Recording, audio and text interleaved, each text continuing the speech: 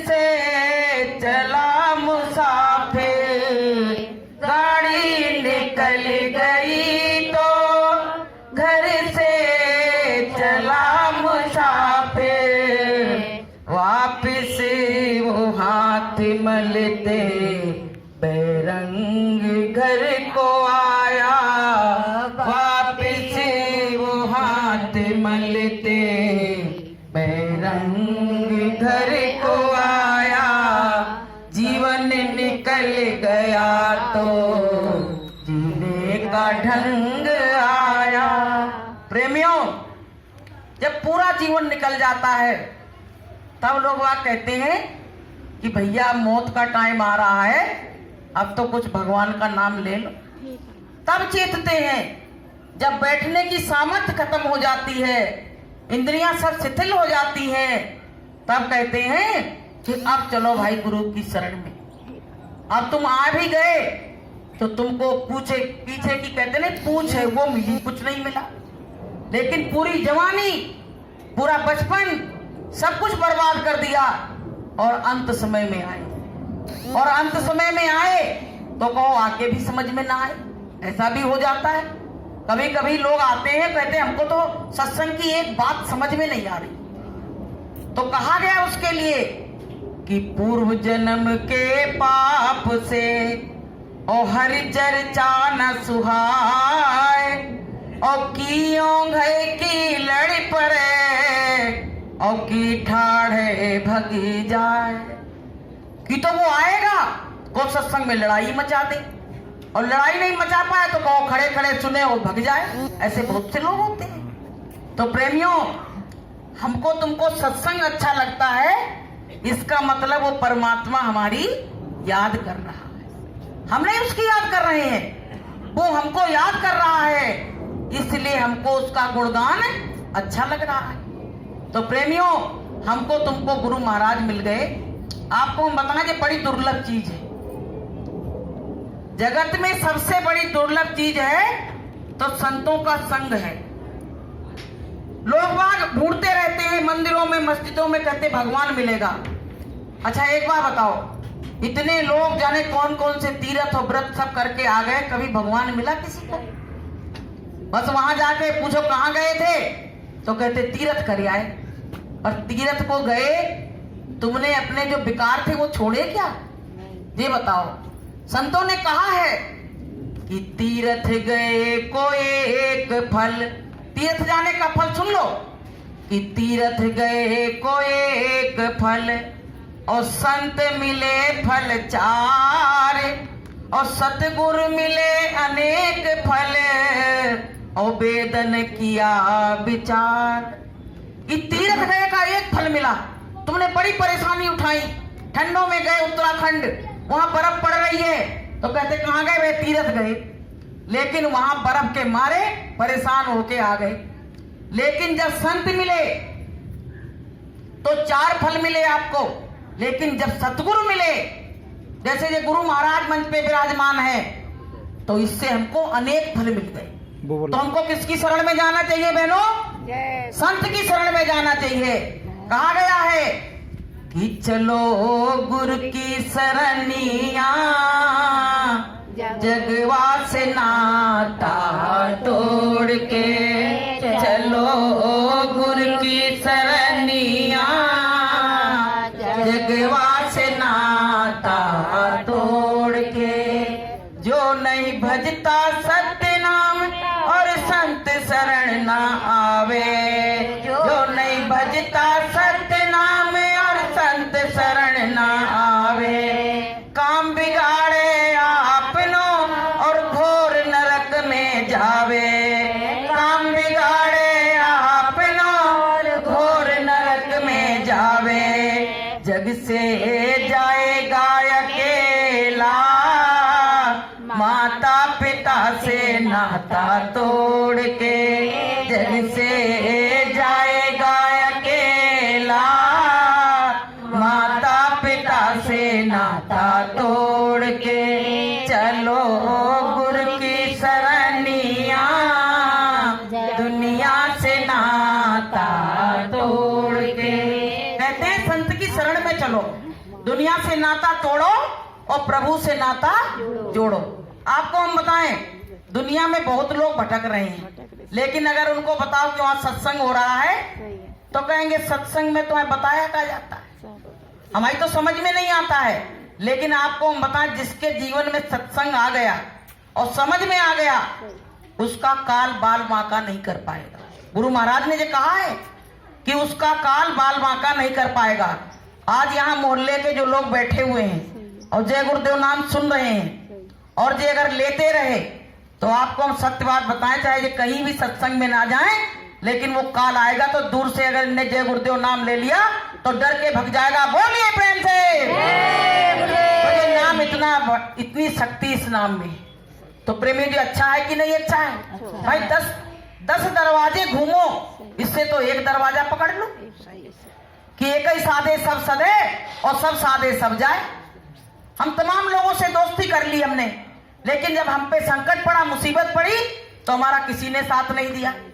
अगर मित्र बनाते एक ही बना लेते, अगर वो मेरा साथ दे देता तो असली मित्र तो वही मेरा अच्छा था कि नहीं था। हमने हजारों बनाए, लेकिन हमारा अंत समय में किसी ने साथ नहीं दिया। तो इससे मित्रता करनी चाहिए कि नहीं करनी चाहिए? ऐसे लोगों से कभी मित्रता नहीं करनी चाहिए, और ऐसे लोगों से करनी चाहिए भले वो एक हो लेकिन अच्छा हो, हमारे संकट में मुसीबत में काम आए। तो प्रेमियों, हमारे गुरु महाराज क्या कहते हैं? कहते बच्चों, मैं तुम्हारा यहाँ भी साथी हूँ और आगे जब तुम जाओगे तो वहां के भी मैं साथी बन के तुम्हारे साथ चलूंगा। तो बताइए, ऐसे साथी बना लो, ऐसे साथी बना लो और उनका हाथ पकड़ लो और चलते बनो यहाँ से। ये दुनिया की इतनी भीड़ है, इतनी रोचो है, लेकिन हमारा यहाँ पक्का साथी कोई नहीं है। जब हमारी मौत आती है ना, तो थोड़ी देर रोने गाने के लिए लोग आ जाते हैं, लेकिन कहते अगर कोई कह दे ना कि हमारे साथ चलो और ये जिंदा हो जाएगा और तुम चिता में लेट जाओ, ये जिंदा हो जाएगा, तो कोई लेटने को तैयार नहीं होता है। एक बार क्या हुआ, गुरु दरबार में एक व्यक्ति आता था, तो गुरु जी से कहता था, गुरु जी हमें अच्छा तो बहुत सत्संग लगता है, आश्रम बड़ा अच्छा लगता है कि मैं यहीं रहूं, लेकिन मेरी पत्नी ये बच्चे जो हैं वो मुझसे बहुत प्रेम करते। तो गुरु महाराज ने कहा, अच्छा बहुत प्रेम करते हैं? तो बोले बहुत प्रेम करते हैं और उनको छोड़ के मैं यहाँ रह नहीं सकता। तो गुरु महाराज ने कहा, तुम हमारी बात को थोड़ी सी समझ लो, तुम वो जो क्रिया ऐसी सीख लो जो श्वास साधने की क्रिया होती है। तो उसने वो क्रिया वहां सीख ली।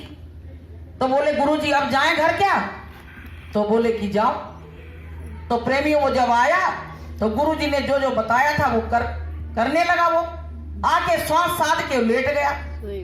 अब भाई बड़े दिन बाद आया तो माँ बड़ी खुश, पत्नी बड़ी खुश कि मेरा बेटा आ गया, वो कह रहा मेरा पति आ गया, बड़ी खुश, सब में खुशियां मनी।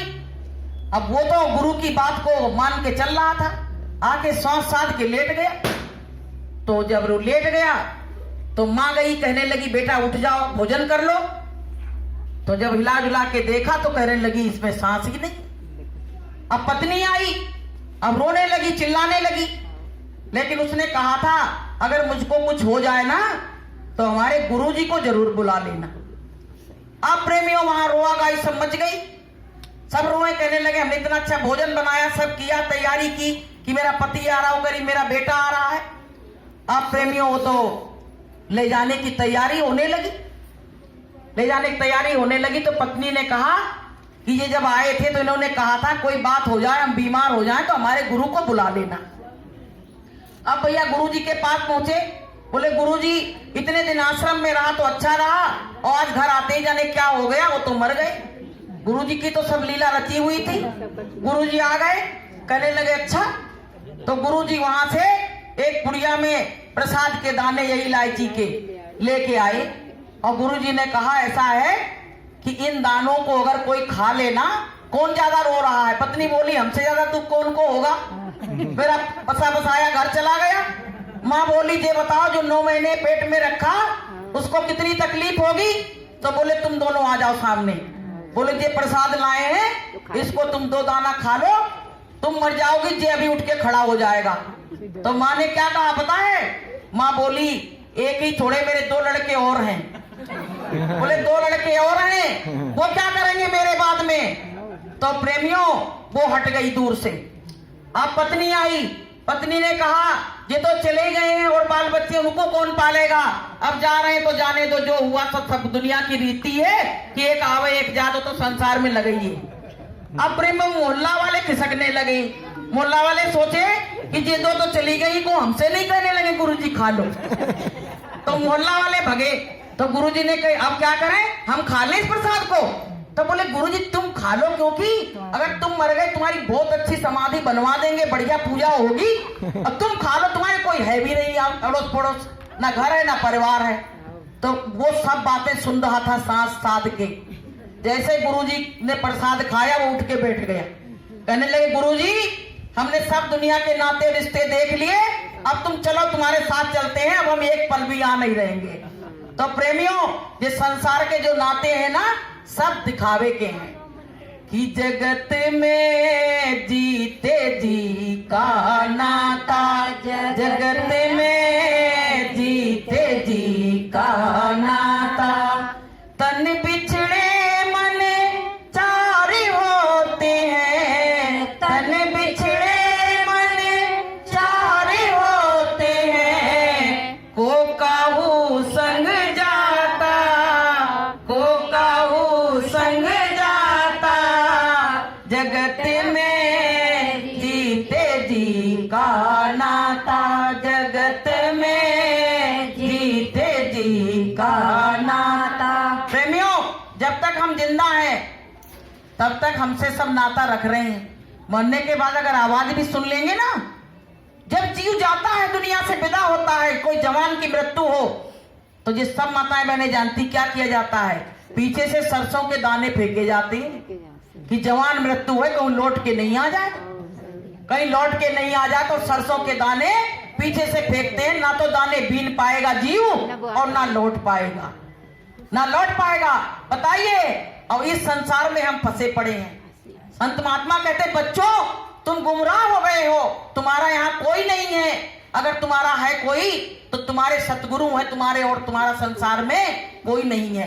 तो प्रेमियों हमको सबको क्या करना चाहिए, हमको संत की शरण में आना चाहिए कि नहीं आना चाहिए? आना चाहिए। कि सब छोड़ जगत के काम, मन भज ले गुरु का नाम, सब छोड़ जगत के काम, मन भज ले गुरु का नाम। तू जीव कहाँ से आया तो कौन यहाँ पर लाया, तू जीव कहाँ से आया तो कौन यहाँ पर लाया, तेरा असली कहाँ मुकाम, मन भज ले गुरु का नाम, तेरा असली कहाँ मुकाम, मन भज ले गुरु का नाम। सब छोड़ जगत के काम, मन भज ले गुरु का नाम। संत क्या कहते हैं, सब संसार के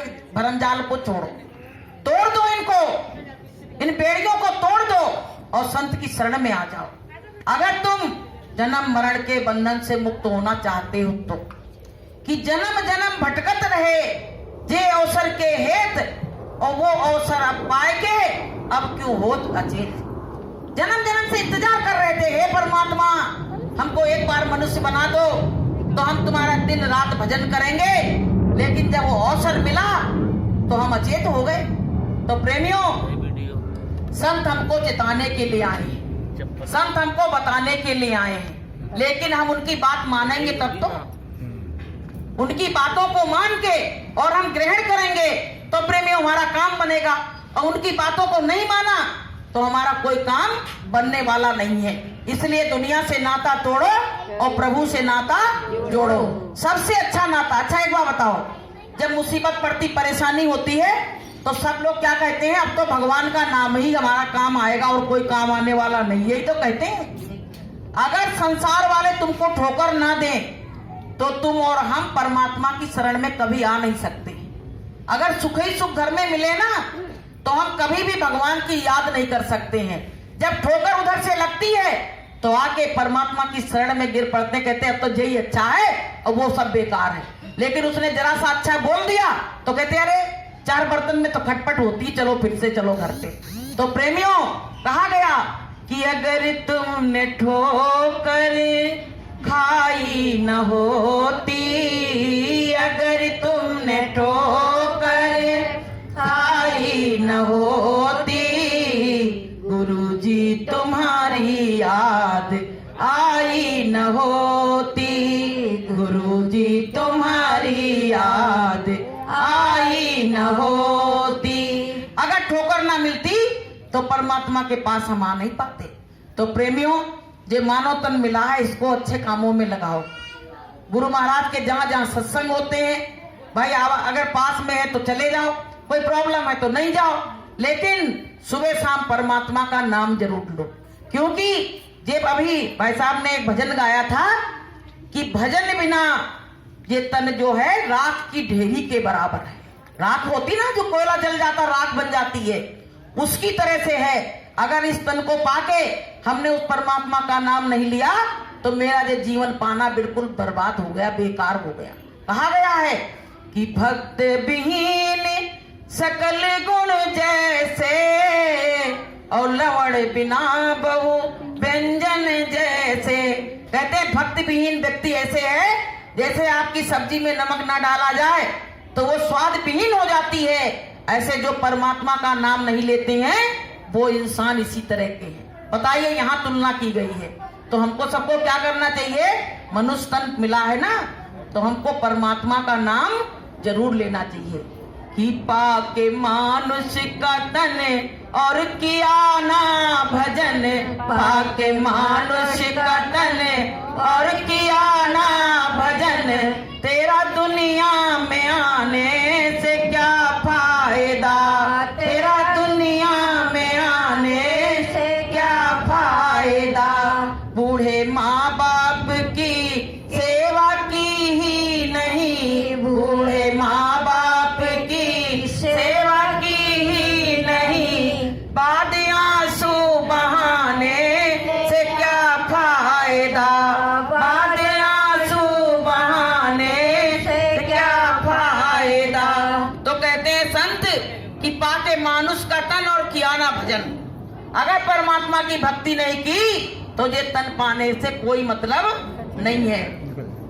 इसलिए प्रेमी भाई बहनों, हमको तुमको उस मालिक का सुबह शाम उस मालिक की याद जरूर करो। ये सोचो कि हमको किसने बनाया है, हमको ये सुख धन धाम ये कौन ने दिया है। आखिर हम तो वहां से जब आए थे परमात्मा के घर से, तो हमारे शरीर पे तो एक वस्त्र भी नहीं था।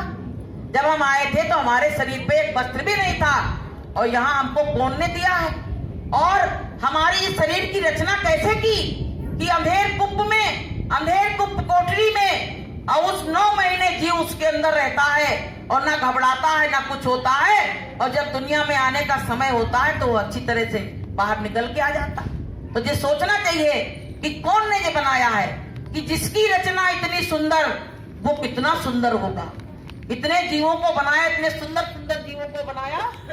लाटे चली, लाटे लगा दो।